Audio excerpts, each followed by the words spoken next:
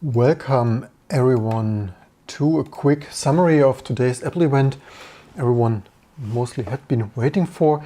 I would have live streamed it, but a year ago I re-live streamed commentary one event and our channel got copyright striked, so didn't do that. And maybe it's better to quickly summarize it. So they started with some music stuff of Music Live or whatever, even more hooking you up. Using Siri to interface with music for maybe cheaper.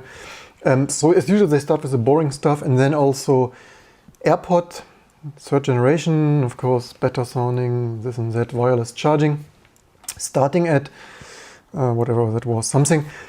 Allegedly, the usual Apple buzz of better or whatever, something, and finally getting to Macs. And as rumored, of course, Apple Silicon transition, MacBook Pro with M1 Pro and M1 Max. I have to say, I find the names rather silly. I would have, otherwise it was rumored M1X. Honestly, I would, although yeah, maybe M1X didn't scale, but previously they used like A12X and stuff. And that is a little bit what I don't appreciate the most at modern Apple, of this inconsistency. They're a little bit back to the end of the 90s, where they had dozens of different Mac models and names and stuff. In my opinion, this, or my and other opinion, doesn't feel very consistent. Sometimes X, sometimes Pro, sometimes Max, that. Although maybe M1X didn't scale, and otherwise M1X and M1X2, but otherwise I would have maybe simply used M1X for consistency and like M1X with 10 cores and stuff. So what is new? They mostly doubled the cores and GPUs. They have here up to 10 CPU cores. Also, why do they write up to 10 cores? Maybe they have entry level models with 8 or 9. Anyway, they didn't mention that. As they write here, up to so much to already fragmentation of up to usually 10, but unless you get like the iMac entry level model, maybe. Otherwise, yeah, 10 core CPU, 32 core GPU, and the difference is also, so previously M1 a max of 16 gigabyte due to the on-chip memory chips there. So the new setup is like twice the memory, probably dual channel, I guess, something of that sort, up to 32 gigabyte of unified memory, and the Max with probably 4, I would think, ICs on top there for maximum of 64 gigabytes of unified memory. And you see already with the memory bandwidth 200 gigabyte, allegedly maybe up to 400. So obviously like dual and quad channel. Of course, I didn't mention that. I extrapolate that from the data. Of course, scary fast. I said this before, as much as I don't like peak bugs of the last decade of Apple's development. The hardware is relatively good, of course, and even I previously, as much as I'm not an Apple fanboy, previously shouted out the M1 had Ryzen rivaling performance. And of course, this is not a generational improvement. This is just adding, or just mostly adding more cores and maybe more ProRes video compression encoding there.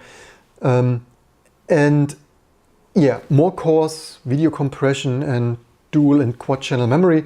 Of course, a tremendous amount of work, as regularly seen here with our FPGA work. And it's not most likely not a microarchitecture improvement. It's probably Intel did this TikTok thing, and even that slowed down significantly the last years. So of course, even Apple, with all their manpower and money, can't TikTok every year. So this is just scaling that to more cores, more GPUs, more video encode, more memory bandwidth.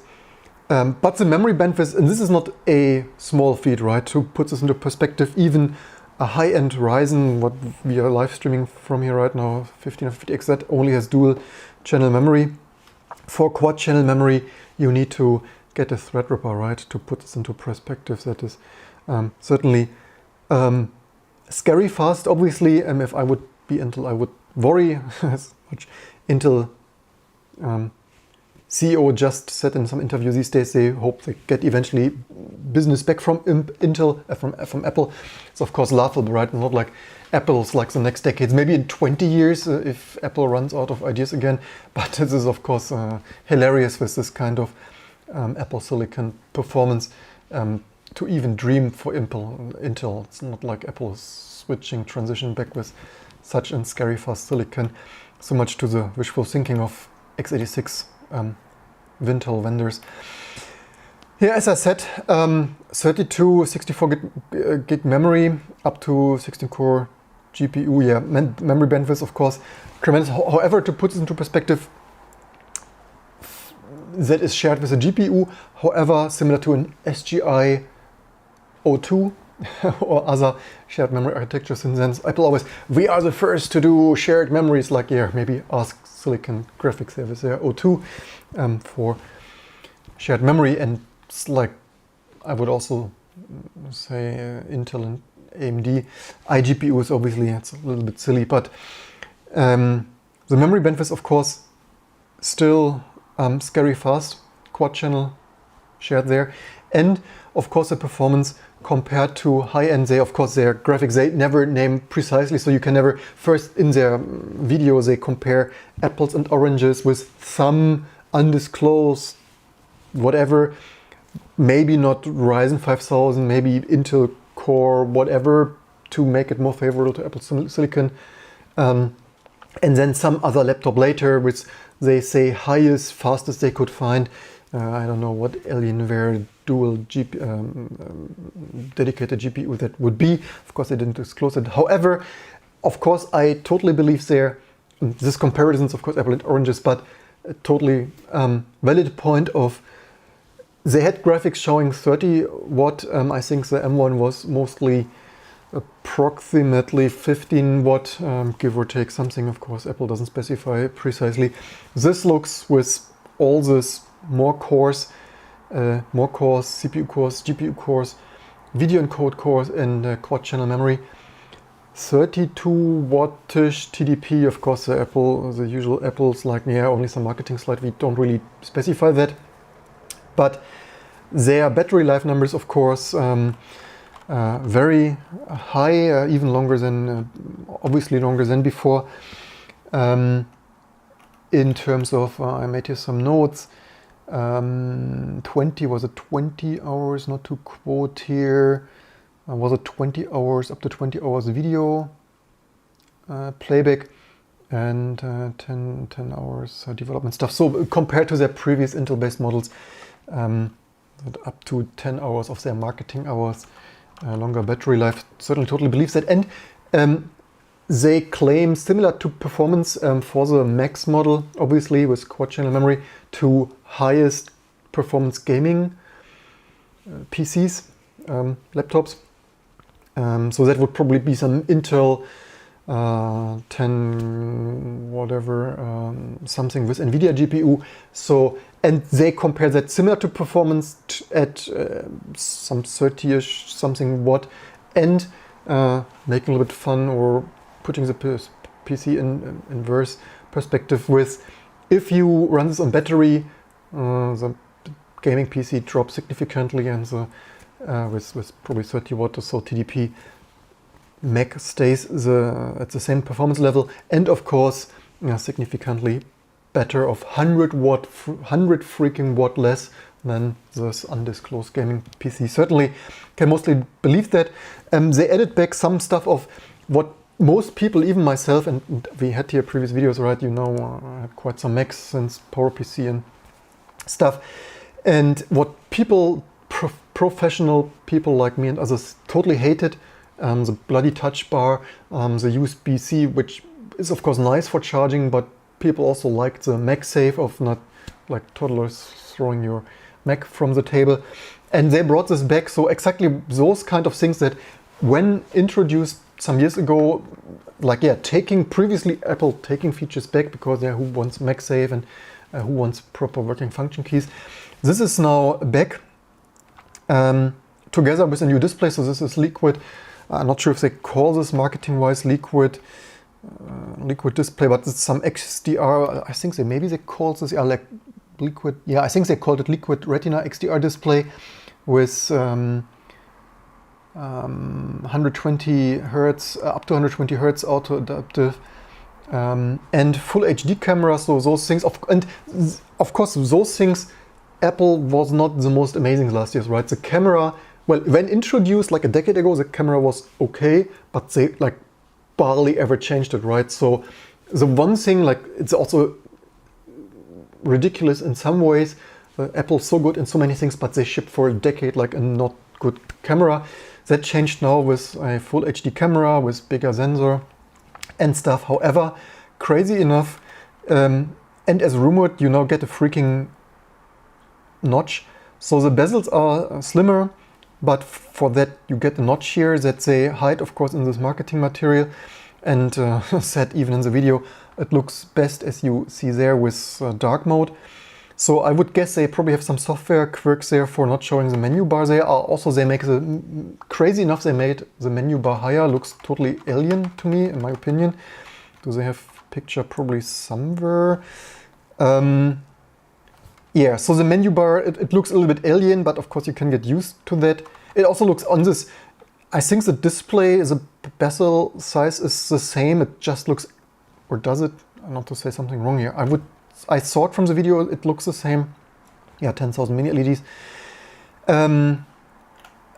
But on this marketing stuff, it looks higher due to the menu bar and dark mode and full screen combination of that. More pixels, 16, it was two models, 14.2 and 16.2 inch more, I think some more pixels, they said. 254 ppi for this Retina mode. Here we see the notch, so here's a new menu bar. So the marketing, so in my opinion, yeah, I get why they did that. It looks alien, certainly you can get used to everything, obviously, and nobody will not buy it because of that, right? People get used to it. I mean, it's certainly amazing machines, especially as so few PCs I would want to buy, like a Lenovo X13 Gen 2 AMD, which is delayed for 6 months or so. If it ever comes, whatever, at least you can freaking buy that, certainly. And plus, if you want to do Mac apps, you buy it anyway, even though you don't like the notch or you don't like other stuff. So yeah, Apple basically, with people being locked into the ecosystem, they take away MagSafe, they put a touch bar, people still buy it. They put a notch and people still buy it, obviously. So probably it needs software stuff, although even the display is so large, maybe menu rarely reaches that, and yeah, obviously needs some software quirks, right, not to draw the menu there. Not the biggest deal, obviously, unless you have very long menu, it's probably rare. But yeah, it's a little bit strange from Apple, to be honest, to make even these, I would even say, given that this shows the pixels, this is even like not even correct and somewhat strangely misleading. It just confused me here. It's like, yeah, it's strange marketing stuff. I personally also find the look of the new body, it's a redesigned body, and speakers and stuff. The high tone speakers there, like twice the size, the bass, some 80% larger or something of that sort, or 80% more bass, as I said, something of that sort. So to be honest, the Mac speakers always sounded good. Most PC speakers sounded worse, and I say that as not a fanboy, so now they allegedly sound even better, at least. I mean, sure, if you double the high tone speaker there and 80% or something, or whatever, what was it? Was it the bass speakers can move like twice the distance or something for 80% more bass or something? I totally agree. The Macs were, or I would say I've never heard a PC, unfortunately, PC laptop sound as good as a Mac, and now they sound most likely even better. So yeah, we get MagSafe 3. In my opinion, this is a little bit of a dick move, to be honest.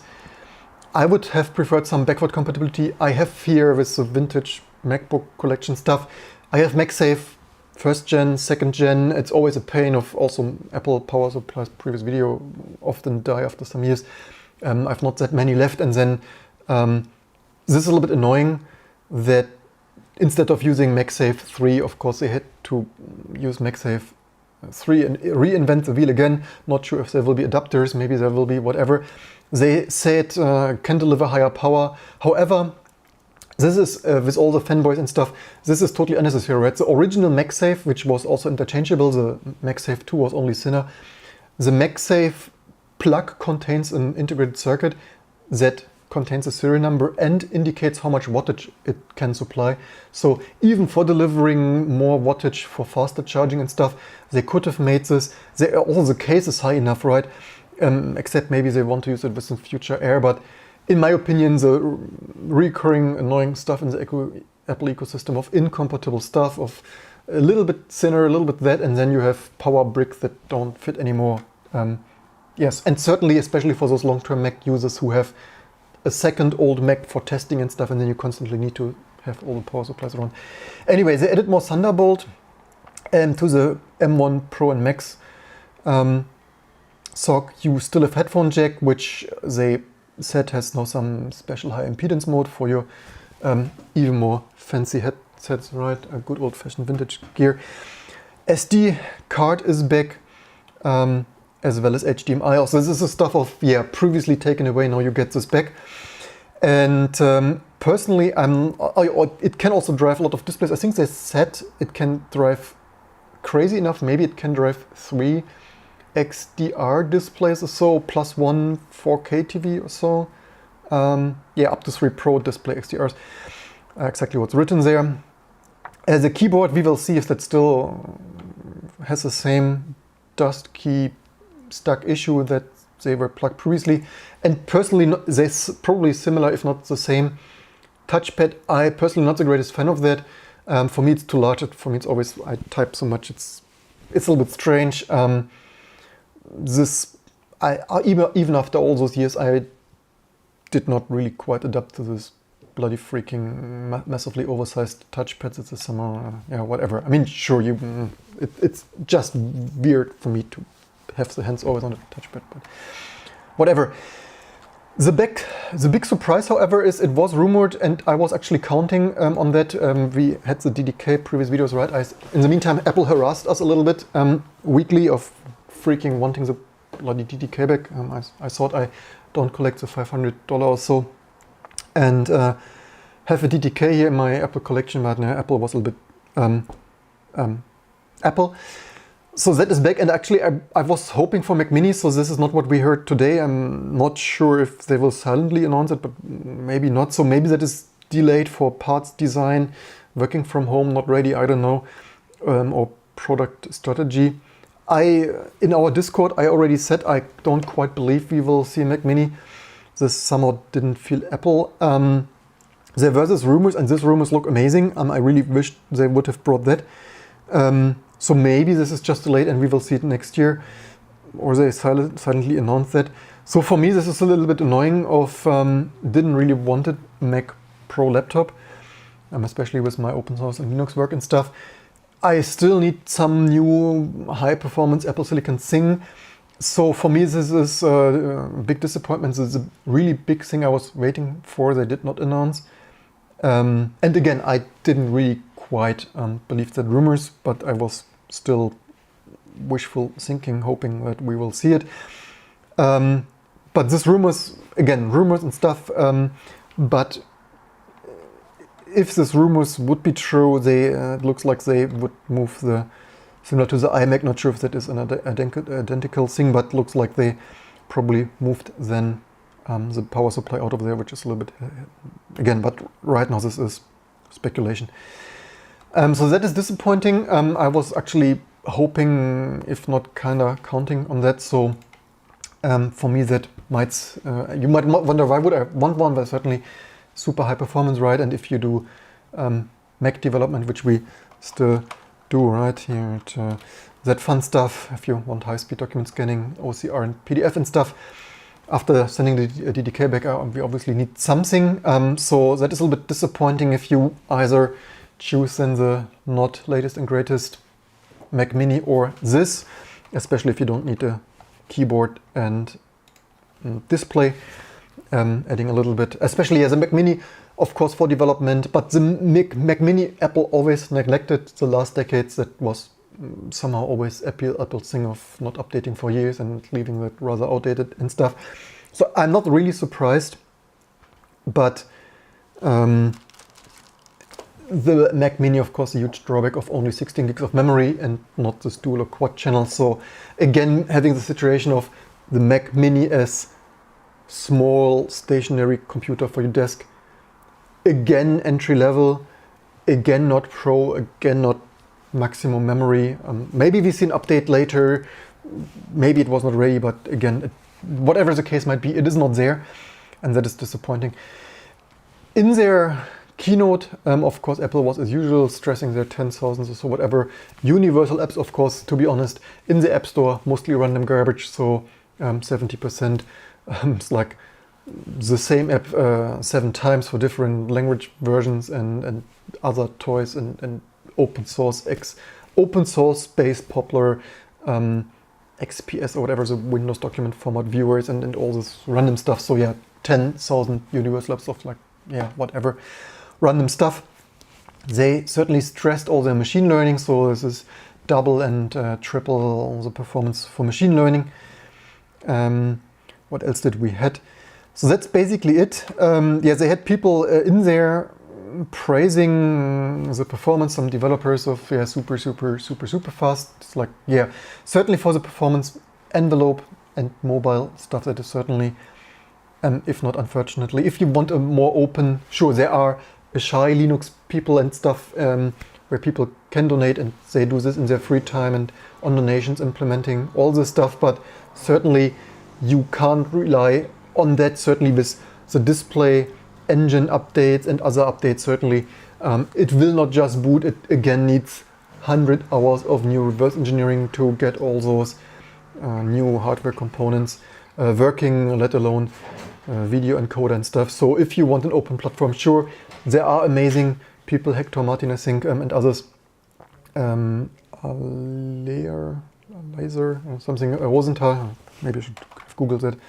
Rosenthal, I think there was already autocomplete of Rosenzweig, dieser Rosenzweig, reverse engineering the GPU and stuff. But even so, we have display controller on Linux, we have most M1 stuff, most basic M1 stuff working, even one virtualized interrupt controller, something or other stuff. Some virtualization feature was even working on Linux first before macOS supported that for faster virtualization, crazy enough. But just the display controller started to work with the display engine. So apparently some sophisticated firmware with display engine running on there for the display output, crazy enough. According to the developer there, not the most developer friendly of random firmware and API changing stuff there, and apparently crashes also. Yeah, 2021 the freaking M1 display engine rather crash happy according to those open source developers. And right now, sure, stuff starts to work, but it's probably months for some basic hardware isolated stuff, maybe a year or more realistically for production ready hardware isolation. So in general, sure, if you only need a fast ARM processor for Linux, you can make this work, at least the M1. Again, M1 Max and Pro needs more reverse engineering, most likely, to maybe it boots somewhat, but probably not fully, or crashes or need more work as usual. I would expect the display engine and other stuff needs more work, and yeah, I would not recommend this for production ready Linux use. If you are a hardcore developer like us or Hector Martin,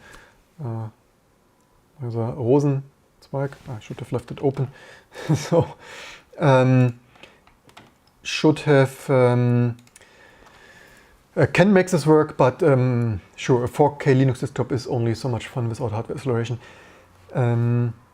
Yeah, so that is basically the update there. Amazing performance for, last but not least, I should say, I don't like the design here. That looks somehow strange. Although I would say from all our Macs, the rubber feet usually fall off after some years of use. So it looks like they redesigned that somehow. But I have to say this looks somehow strange, at least the rendering. Not sure how this will look in real life, but the renderings here look a little bit like a cheap can. It looks a little bit-ish like the pre-unibody pressed aluminum Pro cases there, except the feet are different, of course, but somehow it looks, at least the rendering looks cheapish, not or also looks strange to me. Also, it looks like it has potentially higher feet, but yeah, not that any of those would stop people from buying the highest performance Apple Silicon for their Apple vendor locked-in needs, or otherwise highest performance portable laptop. It starts at 14, 16 inch. It starts at $19.99 and $24.99 or so US dollars.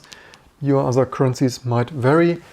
What else did I forget? Camera notch, menu bar, promotion display. Ah, right. They say studio quality microphones. It's like, yeah, no, studio. This is such a joke. I really wonder why they could say high. This is also my problem, right? This overhyping. I mean, studio quality. My bottom. That is hilarious, right? And Apple should know better. I mean, obviously this is not studio. You don't produce a CD or a super audio CD or iTunes music stuff. With those, this is ridiculous. You can also, with fans running and stuff, is like, no, this is not freaking studio quality. I mean, and this is somewhat, they make so good stuff and then they ruin this with such strangely false claims. And they know better, right? They know studio quality microphones, and they might be good, they might be higher, better than most PCs, obviously, but studio quality, no. No, simply not. Allegedly 60 dB or whatever less noise. Like, yeah, previously they were awful, now they are better, probably above average standard, but certainly not studio quality. But leave me in the comments below. Don't get me started on audiophile stuff now. Yeah.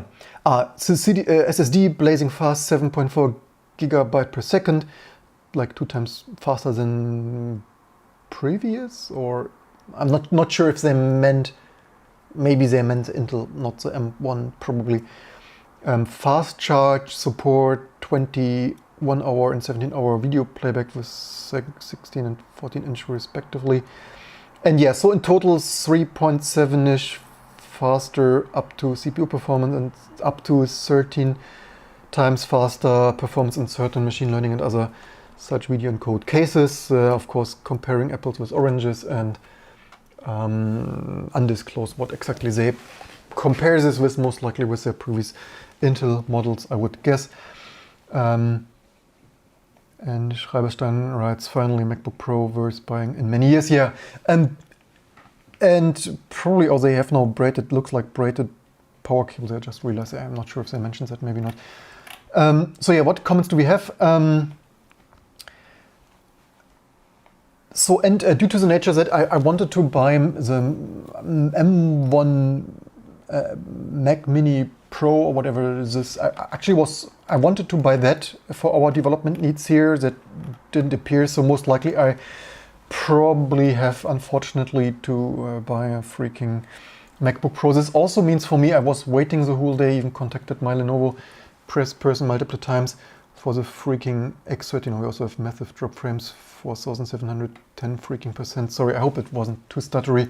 This is, it's already 2 Mbit is too much for 50 Mbit Vodafone DOCSIS cable stuff. And don't delay cancel your failing Vodafone DOCSIS infrastructure in Germany here today. So yeah, as I said, unfortunately, I probably have to order one for our company, otherwise our customers might be increasingly unhappy with subpar Apple Silicon support.